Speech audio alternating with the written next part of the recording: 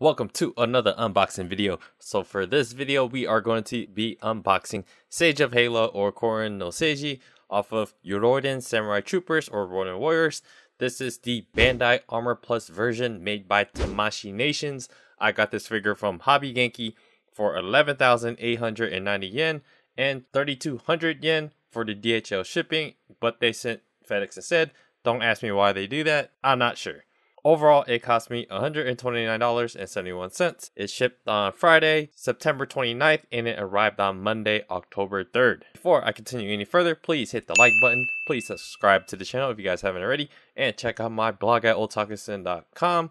Right now, I am covering Spy Family, Chainsaw Man, and The Eminence in Shadow. I'm also making TikTok videos, so check out the content there as well. And now it's time to unbox this figure. Go ahead and skip to the assembly part of this video if you guys want to see the assembly. And if you guys want to see close-ups of the figure, go ahead and check out the review portion of this video.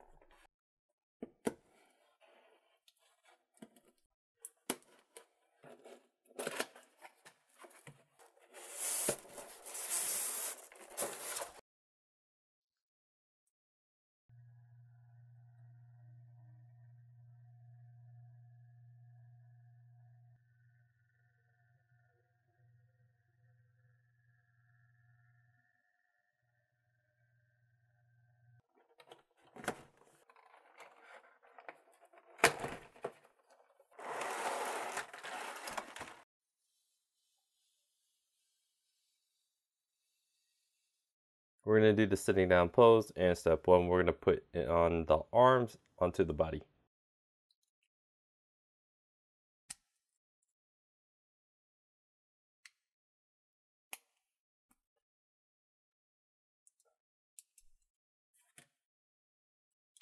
For step two, we're going to put the armor around his waist.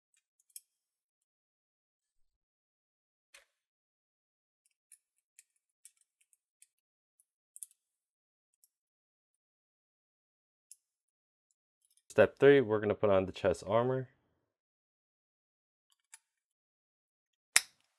It snaps into place.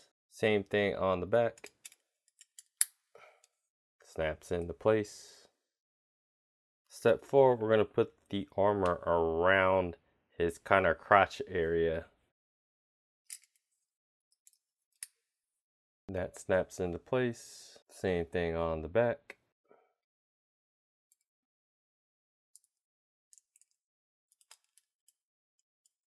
Step five, we're going to put on the side armor plates. On the plates, it'll have the little L or R to tell you which side it's supposed to go on. For these little attachments, you'll put onto the hip plates. It's kind of hard to see, but there's a little L on this.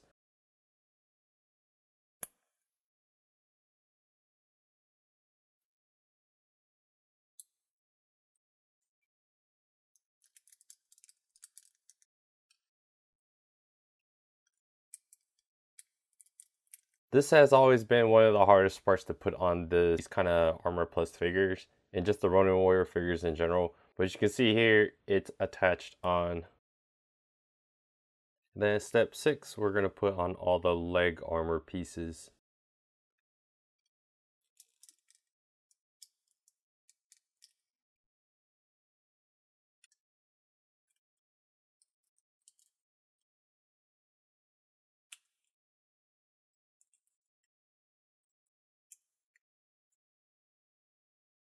Pretty easy, everything just slides on.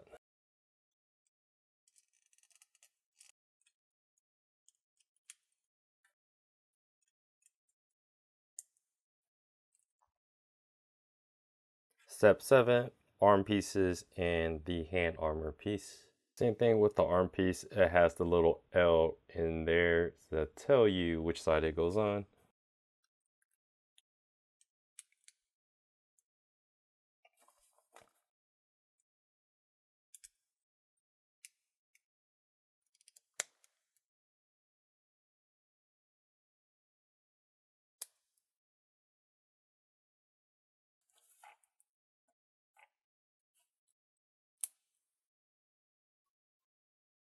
And then step 8, the shoulder armors, and then we're going to put on the head armor. Here you can see the little letter, just follow the letter. Very easy, snaps on.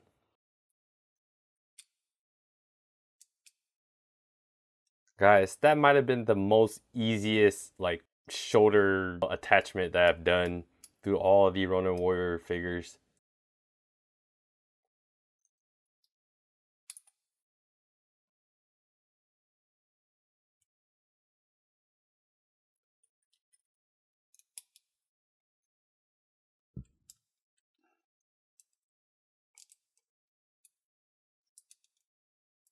Alright, and just like that, all the armor pieces is on the figure.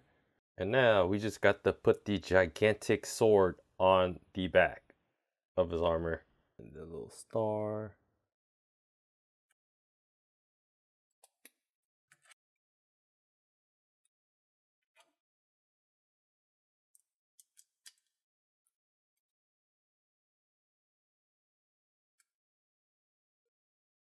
So putting this on is a little bit tricky, but I was able to just push it in. You kind of just have to push it and hook it on.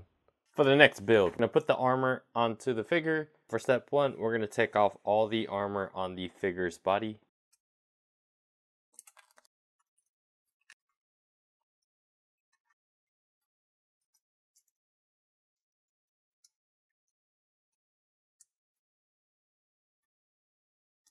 Alright, so all the stock armor is off the figure's body. So step 2, we're going to put on the chest and back armor, and then we're going to put those hip armors on.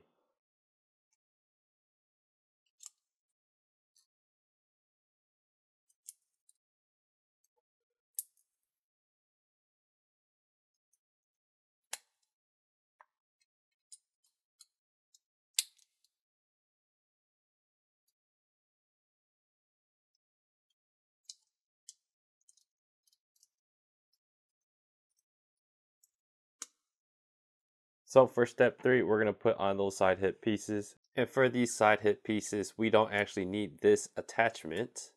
We can take this attachment off.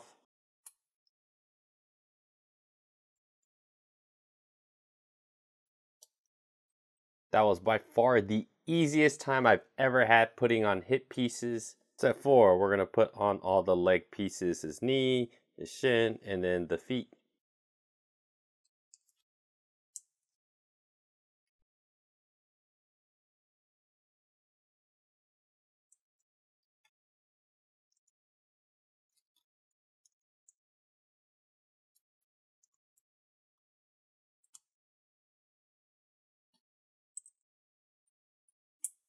So, step 5, the hand, the arm armor, and then the shoulder armor pieces. And also for this step, I'm actually going to switch out the hand pieces. I kind of want to have it holding the sword.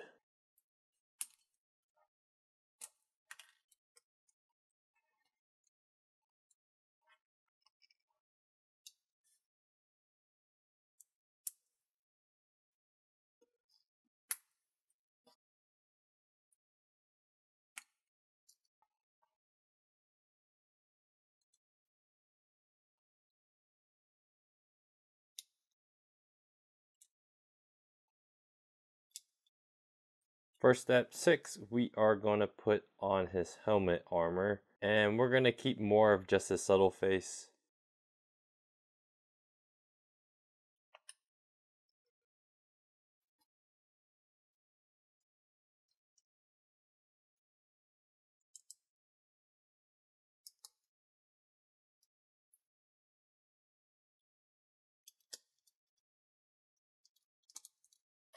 Alright, so we're not really going to do step 7. We're going to go ahead and play around with the sword.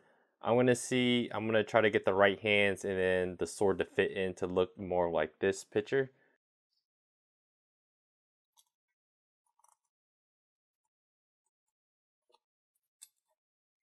Alright, so for this figure, it came with FedEx. It has like the little wrap around it and it had the brown box inside. I have yet had an issue with FedEx or DHL. Hobby Genki does a good job like any anime figure company should. They package it well, no dings or dents or anything like that. For the Bandai Armorplus box, it's similar like all the other Armorplus ones. Compared to the Sentinel version, it is smaller and it has the golden foil on it. I do like their design a little bit better and the box is smaller, which I think is a good thing. For the assembly, simply put, this was the easiest assembly out of all the Ronin Warriors figures that I've had. Literally, guys, it was freaking easy. Even replacing the hand joints were easy. The hips, which have been the hardest out of all of the Ronin Warrior figures for the Bandai and the Sentinel one, this was easy. Everything snapped on.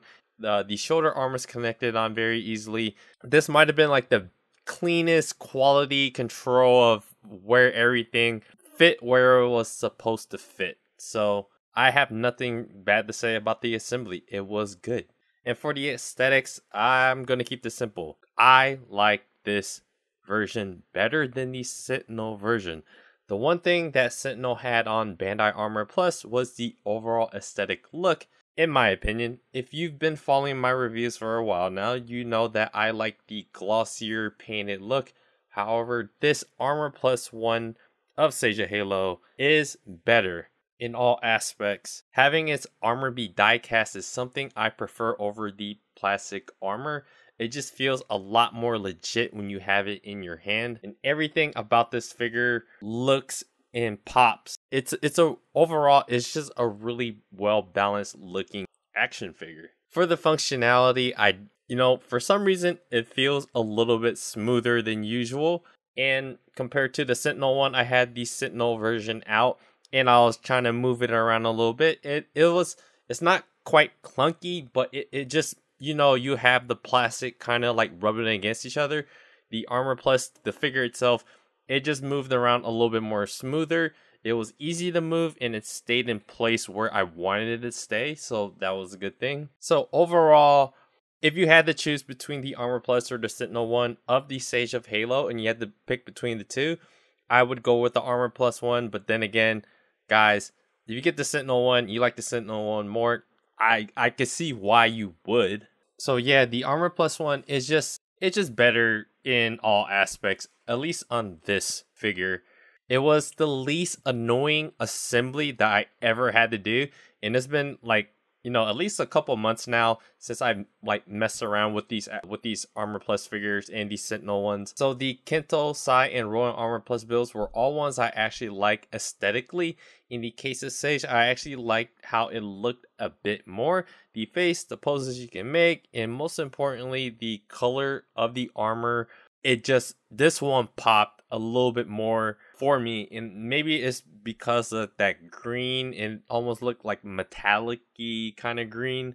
I just really like that color and the way it kind of shows out in the light. Again, I can see why people might like the Sentinel version a bit better, but I'm gonna give this one to the Armorplus build. So yeah, I want to keep these videos now a little bit shorter, straight to the point. I like the figure. And if you had to choose between Armorplus or Sentinel, I'm going with Armorplus. And especially for the price that I get from overseas, it's well worth the deal. And yeah, that's it. Like the video, subscribe to the channel, check out my blog at otaku.com, check out my TikTok, and hit me up if you guys need to contact me about anything. And if you guys have any suggestions what I should cover next, hit me up. Once again, like, subscribe, and I'll see you guys on the next video.